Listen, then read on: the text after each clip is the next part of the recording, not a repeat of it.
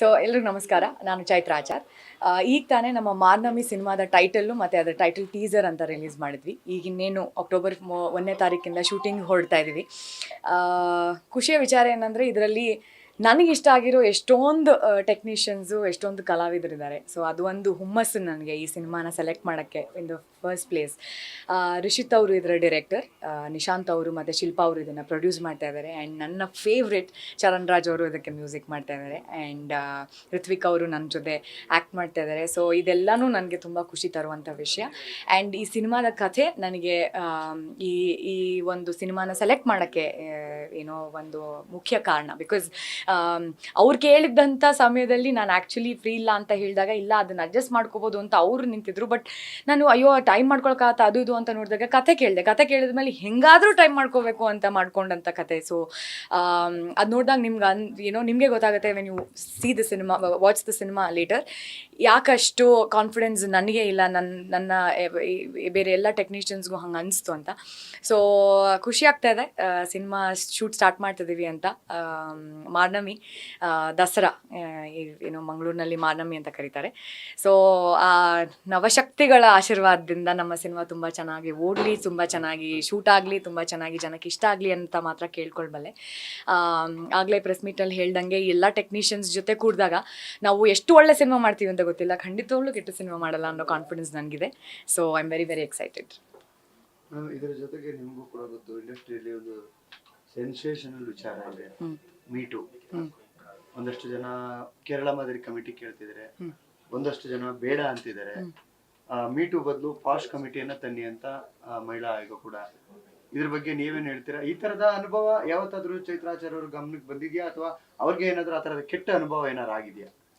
Personally ನನಗೆ ಹಂಗೆ ಯಾವ ಅನುಭವ ಆಗಿಲ್ಲ. ಬಟ್ ಕೇಳಿದ್ದೀನಿ, ಅಂದರೆ ನನ್ನ ಜೊತೆ ನಟನೆ ಮಾಡ್ತಿರೋ, ಇವಾಗ ಖಾಲಿ ಟೈಮಲ್ಲಿ ಕೂತಿರ್ಬೇಕಾದ್ರೆ ಏನೇನೋ ಎಕ್ಸ್ಪೀರಿಯನ್ಸಸ್ ಅವ್ರುಗಳು ಹೇಳ್ಬೇಕಾದ್ರೆ ಕೇಳ್ತಾ ಇರಬೇಕಾದ್ರೆ ನನಗೀಗಲೂ ನೆನಪಿದೆ, ನನ್ನ ಸೆಕೆಂಡ್ ಸಿನಿಮಾ ಅವಾಗ ಕ್ಯೂರಿಯಾಸಿಟಿ ಜಾಸ್ತಿ ಅಲ್ವಾ. ಸೊ ನಿಮ್ಗೆ ಹೆಂಗೆ ಅನಿಸ್ತು, ನೀವೇನು ಮಾಡ್ತಾಯಿದ್ರಿ ಅಂತೆಲ್ಲ ಹೇಳಿದಾಗ, ಪಾಪ ಹುಡುಗಿ ಐ ಥಿಂಕ್ ಅವಳು ಜೂನಿಯರ್ ಆರ್ಟಿಸ್ಟ್, ಯಾವುದೋ ಒಂದು ರೋಲ್ ಪ್ಲೇ ಮಾಡ್ತಿದ್ಲು ಅನಿಸುತ್ತೆ. ಸೊ ಅವಳು ಹೇಳಿದ್ಲು, ಇಲ್ಲ ನಾನು ಎಷ್ಟೊಂದು ವರ್ಷ ಆದಮೇಲೆ ಮತ್ತೆ ಬಂದಿದ್ದು ಮೇಡಮ್, ಇದು ಆಡಿಷನ್ ಕೊಟ್ಬಿಟ್ಟು ಈ ಸಿನಿಮಾಗೆ, ಬಿಕಾಸ್ ನನಗೆ ಡೈರೆಕ್ಟರ್ ನಮ್ಮ ಅಮ್ಮಂಗೆ ಪರಿಚಯ ಅಂತ. ಯಾಕೆ ಕೊಡಲಿಲ್ಲ, ಯಾಕೆ ನಿಲ್ಸಿದ್ರಿ ಅಂತ ಕೇಳಿದಾಗ ಅವಳು ಹೇಳಿದ್ದು, ಇಲ್ಲ ಈ ಥರದ್ದು ಒಂದು ಆಡಿಷನ್ಗೆ ಹೋಗಿದ್ದೆ, ಅಲ್ಲಿ ಆಡಿಷನ್ ಆದಮೇಲೆ ಫಸ್ಟ್ ರೌಂಡ್ ಸೆಲೆಕ್ಟ್ ಆದೆ ಅಂತ ಹೇಳಿದ್ರು. ಅದಾದಮೇಲೆ ಸಪ್ರೇಟಾಗಿ ಒಂದು ರೂಮಿಗೆ ಕರ್ಕೊಂಡು ಹೋಗ್ಬಿಟ್ಟು ನಾನು ಸಿನಿಮ್ಯಾಟೋಗ್ರಫರ್ ಮತ್ತು ಪ್ರೊಡ್ಯೂಸರ್ ಟ್ರಿಪ್ ಹೋಗ್ತಾ ಇದ್ದೀವಿ, ನನ್ನ ಜೊತೆ ಬಂದ್ಬಿಡು, ಆಗ ನಿನ್ನನ್ನು ಹೀರೋನ್ ಮಾಡ್ತೀನಿ ಸಿನಿಮಾಗೆ ಅಂತ ಹೇಳಿದ್ರಂತೆ. ಸೊ ಅವಳಿಗೆ ಭಯ, ಏನು ಮಾಡ್ಬೇಕು ಗೊತ್ತಾಗದೆ ಅವತ್ತು ಹೋದವಳು. ಮತ್ತೆ ಏನೋ ಅವಳು ಸ್ಟಡೀಸ್ ಕಂಟಿನ್ಯೂ ಮಾಡಿದ್ಲು, ಮತ್ತು ವಾಪಸ್ ಬರಲಿಲ್ಲ. ಬಿಕಾಸ್ ಆ ಇಂಟ್ರೆಸ್ಟ್ ಒಂದು ಕಮ್ಮಿ ಆಯಿತು, ಅದು ಭಯ ಶುರುವಾಯಿತು. ಏನು ಮಾಡಬೇಕು, ಯಾರ ಹತ್ರ ಹೇಳ್ಕೋಬೇಕು ಅಂತ ಮೋಸ್ಟ್ಲಿ ಗೊತ್ತಾಗಿರಲ್ಲ ಹೆಣ್ಮಗುಗೆ. ಇಲ್ಲ ಧೈರ್ಯವಾಗಿ ಮಾತಾಡೋಕ್ಕೆ ಗೊತ್ತಿಲ್ಲದೆ ಇರ್ಬೋದು, ಇಲ್ಲ ಮಾತಾಡಿದ್ರೆ ಏನಾಗುತ್ತೋ ಅನ್ನೋ ಒಂದು ಭಯ ಇರ್ಬೋದು. ಸೊ ಏನೇ ಕಾರಣ ಇರ್ಬೋದು, ಆ ಹುಡುಗಿ ಲಾಸ್ ಆಗಿದೆ ಏನಂದರೆ, ಅವಳು ಅಷ್ಟು ವರ್ಷಗಳ ಕಾಲ ಅವಳ ಕನಸನ್ನ ಅವಳು ನನ್ಸು ಮಾಡ್ಕೊಳ್ಳೋಕ್ಕೆ ಟ್ರೈ ಮಾಡಲಿಲ್ಲ ಅನ್ನೋದು. ಸೊ ಇದನ್ನು ಕೇಳಿದಾಗ ಯಾರಿಗಾದ್ರೂ ಏನು ಅನಿಸುತ್ತೆ, ಸೊ ಇದಕ್ಕೆ ಯಾರಾದರೂ ಸಪೋರ್ಟ್ ಇದ್ದಿದ್ರೆ ಚೆನ್ನಾಗಿರೋದು ಅನಿಸುತ್ತೆ, ಇಲ್ಲ ಅವಳಿಗೆ ವಾಯ್ಸ್ ಇದ್ದಿದ್ರೆ ಚೆನ್ನಾಗಿರೋದು ಅಂತ ಅನಿಸುತ್ತೆ ಅಲ್ವಾ. ಸೊ ಆ ಒಂದು ವಾಯ್ಸ್ ಬೇಕು, ಅದು ಇರ್ರೆಸ್ಪೆಕ್ಟಿವ್ ಆಫ್ ಎನಿ ಪ್ರೊಫೆಷನ್. ಇದು ನಿಮ್ಮ ಪ್ರೊಫೆಷನ್ ಆಗಿದ್ರು, ಆಫೀಸಲ್ಲಿ ಆಗಿದ್ರು, ನಿಮಗೆ ಅಂತ ಒಂದು HR ಇರ್ತಾರಲ್ಲ, ಏನೇ ಒಂದು ಹುಡುಗಂಗಾಗಲಿ ಹುಡುಗಿಗಾಗಲಿ ಯಾವುದೇ ಥರದ ಇನ್ಈಕ್ವಾಲಿಟಿ ನಿಮ್ಮ ಪ್ರೊಫೆಷನಲ್ಲಾದರೆ, ಇಲ್ಲ ನಿಮ್ಗೇನಾದರೂ ಒಂದು ದೌರ್ಜನ್ಯ ಆಗ್ತಾಯಿದ್ರೆ, ಇಲ್ಲ ನಿಮ್ಮ ಹೈಯರ್ ಅಥಾರಿಟೀಸ್ ನಿಮ್ಗೇನಾದರೂ ಟ್ರಬಲ್ ಮಾಡ್ತಾಯಿದ್ರೆ, ಅದನ್ನು ಹೇಳ್ಕೊಳ್ಳೋಕ್ಕೆ ತೋಡ್ಕೊಳ್ಳೋಕ್ಕೆ ಒಬ್ಬರು ವ್ಯಕ್ತಿನ ಅವರೇ ಪ್ರೊಫೆಷನಲ್ ಆಗಿ ಸಂಬಳ ಇಡ್ತಾರೆ. ಸೊ ಆ ಒಂದು ಸಿಸ್ಟಮ್, ನಮ್ಗೆ ಯಾರಿಗೂ ಕಾರ್ಪೊರೇಟ್ ಸಿಸ್ಟಮ್ ಆಫ್ ವರ್ಕಿಂಗ್ ಬೇಡ, ಅದಕ್ಕಾಗಿಯೇ ನಾವೆಲ್ಲ ಕಲಾವಿದರಾಗಿರೋದು. ಬಟ್ ಹಾಗಂತ ಅದರಲ್ಲಿ ಒಂದು ನಿಯಮ ನೀತಿ ಇರಬಾರ್ದು ಅಂತ ಅಲ್ಲ. ಸೊ ಆ ನೀತಿ ಬರಲಿ ಅನ್ನೋದಕ್ಕೋಸ್ಕರ ಈ ಒಂದು ಕಮಿಟಿ.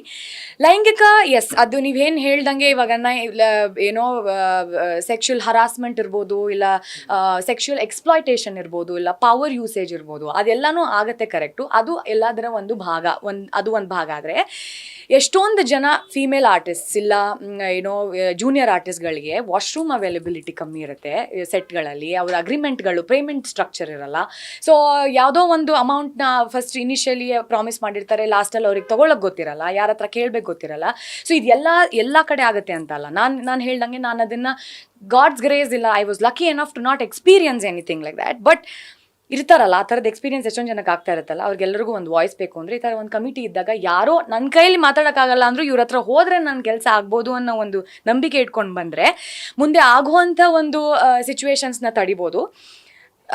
ಟಚ್ ವುಡ್ ನಂಗೆ ಆಗದೆ ಇರ್ಬೋದು ಮುಂದೆ, ಬಟ್ ಆದರೆ ನನಗೆ ಇಲ್ಲಿ ಹೋದ್ರೆ ನನಗೆ ಒಂದು ನ್ಯಾಯ ಸಿಗುತ್ತೆ ಅನ್ನೋ ಒಂದು ಕಾನ್ಫಿಡೆನ್ಸ್ ಸಿಗ್ಬೋದೇನೋ. ಸೊ ಹಾಗಾಗಿ ಈ ಥರದ್ದು ಒಂದು ಸಿಸ್ಟಮು ಯಾವುದೇ ಭಾಷೆ ಆಗಲಿ, ಯಾವುದೇ ಲ್ಯಾಂಗ್ವೇಜ್ ಲ್ಯಾಂಡ್ ಆಗಲಿ ಎಲ್ಲ ಕಡೆ ಇರಬೇಕು. ಆ್ಯಂಡ್ ನಮ್ಮಲ್ಲಿ ಮೋಸ್ಟ್ಲಿ ನೆಸೆಸಿಟಿ ಇರಲಿಲ್ವೇನೋ, ಈಗ ಎಲ್ಲ ಹೆಣ್ಮಕ್ಳು ಬೇರೆ ಕಡೆನೂ ಇದು ಆಗ್ತಿರೋದ್ರಿಂದ ನಮ್ಮಲ್ಲೂ ಇದ್ರೆ ಚಂದ ಅನ್ನೋದು ಒಂದು ಏನು ಎಲ್ರಿಗೂ ಆ ಒಂದು ಇಂಟ್ರೆಸ್ಟ್ ಇದೆ. ಆ ಒಂದು ನಿಟ್ಟಲ್ಲಿ ನಾವು ನಡೆದ್ರೆ ಮುಂದಿನ ಪೀಳಿಗೆಯಲ್ಲಿ ಯಾರಾದರೂ ಬರೋ ಆರ್ಟಿಸ್ಟ್ಗಳಿಗೆ ಹೆಲ್ಪ್ ಆಗ್ಬೋದು ಅನ್ನೋ ಒಂದು ಏನೋ ಐ ಥಿಂಕ್ ಆ ಒಂದು ಗುಡ್ ವಿಲ್ ಇದೆ. ಸೊ ಅದು ಆಗಲಿ ಅದಕ್ಕೆ ಏನಾದರೂ ನಡೆದ್ರೂ I think I will have my support for it. ಇಂಡಸ್ಟ್ರಿಯಲ್ಲಿ ದೌರ್ಜನ್ಯನೇ ಇಲ್ಲ ಅನ್ನುವಂಥ ವಿಚಾರಗಳನ್ನು ಕೂಡ ಒಂದಷ್ಟು ಜನ ಮಾತಾಡ್ತಿದ್ದಾರೆ ಹಾಂ, ನಮ್ಮ ಚಿತ್ರರಂಗದಲ್ಲಿ, ಎಸ್ಪೆಷಲಿ ಕನ್ನಡ. ಹೌದಾ?